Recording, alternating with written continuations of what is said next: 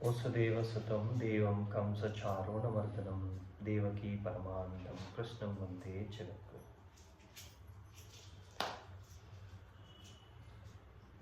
ಇಂದಿನ ವಿಡಿಯೋದಲ್ಲಿ ಶ್ರೀಕೃಷ್ಣ ಪರಮಾತ್ಮನಲ್ಲಿ ತನ್ನನ್ನು ತಾನು ಭಾವೈಕ್ಯರಾದಾಗ ಅಥವಾ ಕೃಷ್ಣ ಪ್ರಜ್ಞೆಯಲ್ಲಿ ನಾವು ಹೋದಾಗ ಯಾವ ರೀತಿಯಾಗಿ ನಾವು ಕೃಷ್ಣನಲ್ಲಿ ಲೀನರಾಗ್ತೀವಿ ಅಥವಾ ಕೃಷ್ಣನ ಸ್ಥಾನಕ್ಕೆ ನಾವು ಹೋಗ್ತೀವಿ, ಅಂದರೆ ಕೃಷ್ಣನ ಇರುವಿಕೆಗೆ ನಾವು ಹೋಗ್ತೀವಿ ಅನ್ನೋದನ್ನು ನಾವು ತಿಳ್ಕೊಂಡಿದ್ದೀವಿ. ಮುಂದುವರೆದಂತೆ ಶ್ರೀಕೃಷ್ಣ ಪರಮಾತ್ಮ ಮತ್ತಷ್ಟು ಹೇಳ್ತಾರೆ ಭಗವದ್ಗೀತೆಯ ದಿವ್ಯ ಜ್ಞಾನ ಅಥವಾ ಜ್ಞಾನಯೋಗದ 11ನೇ ಶ್ಲೋಕ. ಯೇ ಯಥಾ ಮಾ ಪ್ರಪದ್ಯಂತೆ ತಸ್ತಂಥೈವ ಭಜಾಮ್ಯಹಂ ಮಮ ವರ್ತನುವರ್ತೇಂತ ಮನುಷ್ಯ ಪಾರ್ಥ ಸರ್ವಶಃ ಅಂತ ಹೇಳ್ತಾರೆ. ಅಂದರೆ ಯಾರು ನನಗೆ ಹೇಗೆ ಶರಣಾಗ್ತಾರೋ ಹಾಗೆ ನಾನು ಅವರಿಗೆ ಅನುಗ್ರಹಿಸ್ತೀನಿ. ಎಲ್ಲರೂ ಎಲ್ಲ ರೀತಿಯಲ್ಲೂ ನನ್ನ ಮಾರ್ಗವನ್ನು ಅನುಸರಿಸ್ತಾರೆ ಅಂತ ಹೇಳ್ತಾರೆ. ಅಂದರೆ ಪ್ರತಿಯೊಂದು ಭಕ್ತನು ತನ್ನನ್ನು ತಾನು ಅರ್ಪಣೆ ಮಾಡಬೇಕಾದ್ರೆ ಭಗವಂತನನ್ನು ಒಂದು ರೀತಿಯಲ್ಲಿ ಕಾಣ್ತಾ ಇರ್ತಾರೆ. ಅಂದರೆ ಕೆಲವೊಂದು ಪರಮ ಪ್ರಭು ಅಂತ ಕಾಯ್ತಾ ಇರ್ತಾರೆ, ನೋಡ್ತಾ ಇರ್ತಾರೆ. ಕೆಲವೊಬ್ರು ಪರಮ ಪ್ರಭು, ಕೆಲವೊಬ್ಬರು ಸಖ, ಸ್ನೇಹಿತ, ಅಂದರೆ ನವಭಕ್ತಿಗಳಲ್ಲಿ ತನ್ನನ್ನು ಆರಾಧಿಸ್ತಾ ಇರ್ತಾರೆ.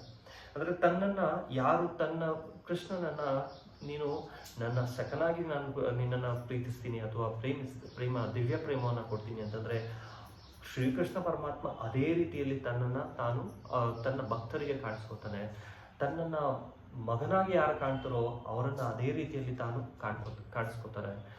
ಮತ್ತು ಕೆಲವರು ತನ್ನನ್ನು ಪರಮ ಪ್ರಭು ಅಂತ ಕರೀತಾರೆ. ಪರಮ ಪ್ರಭುವಿಗೆ ಪ್ರಭುವಿನ ಸ್ಥಾನದಲ್ಲಿ ನಿಂತು ತನ್ನ ಭಕ್ತರಿಗೆ ಒಂದು ದಿವ್ಯ ಜ್ಞಾನವನ್ನು ಕೊಡ್ತಾ ಇರ್ತಾರೆ.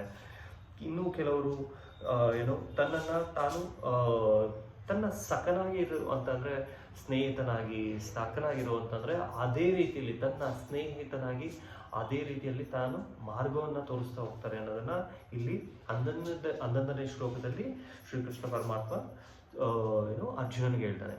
ಮುಂದುವರೆದಂಗೆ 13ನೇ ಶ್ಲೋಕದಲ್ಲಿ ಹೇಳ್ತಾರೆ, ಚತುರ್ವಣ್ಯಾಮ ಸೃಷ್ಟಿಂ ಗುಣಕರ್ಮ ವಿಭಾಗಶಃ ತಸ್ಯ ಕರ್ತಾರಮಪಿ ಮಾಂ ವಿದ್ಯಕರ್ತಾರಮಸ್ಯಹ್ಯಂ ಅಂತ ಹೇಳ್ತಾರೆ. ಅಂದರೆ ಈ ಐಹಿಕ ಪ್ರಪಂಚದಲ್ಲಿ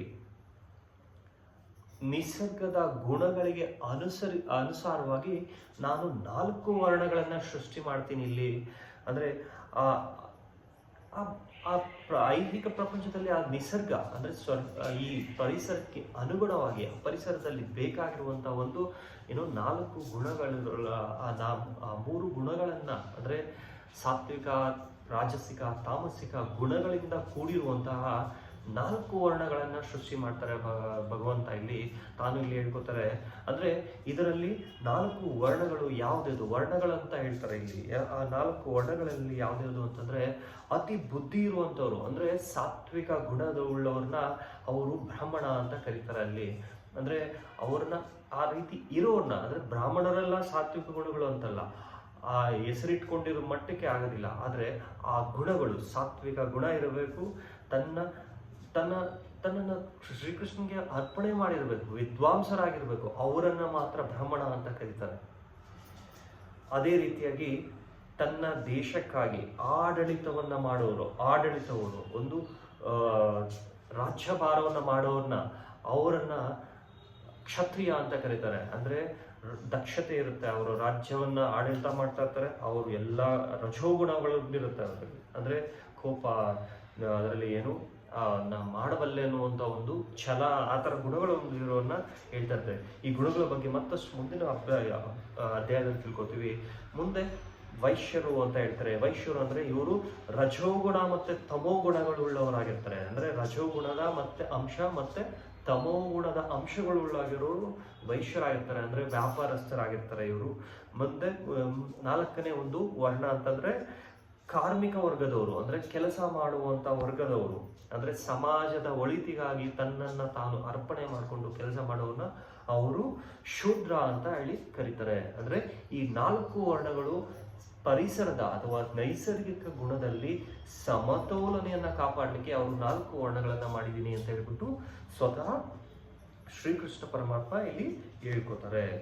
ಸೊ ಇದರ ಒಂದು ಮುಂದಿನ ಭಾಗದಲ್ಲಿ ಅವರು ಯಾವ ರೀತಿಯಾಗಿ ಅವರು ಸಮಾಜದ ಒಳಿತಿಗಾಗಿ ಮತ್ತೆ ಸಮಾಜವನ್ನು ಯಾವ ರೀತಿ ಕಟ್ಟಿ ಬೆಳೆಸ್ತಾರೆ ಅನ್ನೋದನ್ನ ಇನ್ನು ಮುಂದಿನ ಶ್ಲೋಕಗಳಲ್ಲಿ ತಿಳ್ಕೊಳ್ಳೋಣ.